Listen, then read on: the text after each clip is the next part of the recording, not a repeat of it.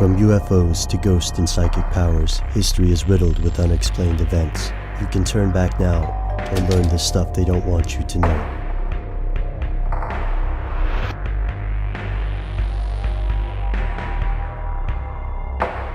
Here are the facts. Abraham Lincoln and John F. Kennedy are two of the most popular presidents in U.S. history. They were also both assassinated. Lincoln was shot in Ford's Theater in Washington, D.C. on April 14, 1865, by an actor named John Wilkes Booth. On November 22, 1963, Kennedy was assassinated in Dallas, Texas. While each of these tragic events altered the course of the nation, political assassinations are not an uncommon occurrence throughout the world. These deaths may be the inevitable result of a power shift, a coup d'etat, or scapegoating. But to some conspiracy theorists, the deaths of Lincoln and Kennedy aren't just disturbing, they are related.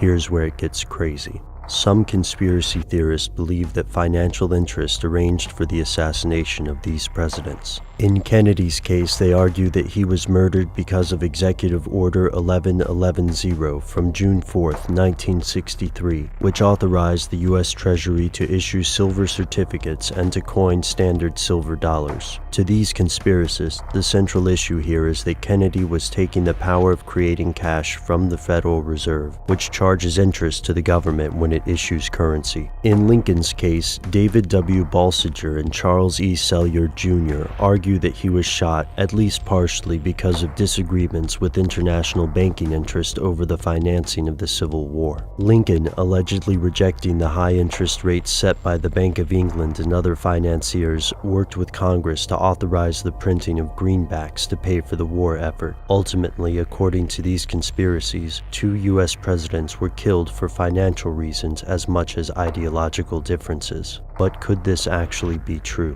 It is true that private financial entities have ousted world leaders in the past. In 1893, a group of businessmen and property owners banded together to create the Committee for Safety and overthrow the Hawaiian monarchy, eventually annexing the nation into the United States. Further examples may be seen in Guatemala and Honduras, where the United Fruit Company wielded deadly power with political and occasionally military support from the U.S. These countries were not annexed politically, but United Fruit used its influence to determine the country's leaders. In Economic Hitman, John Perkins claims that he was hired by the firm known as Chas T. Main to trap poor countries in debt, using underhanded methods to strong-arm these nations into privatizing resources and following the commands of the developed world. Yet undue corruption is not the same thing as assassination, and skeptics are also quick to point out several inconsistencies in these theories.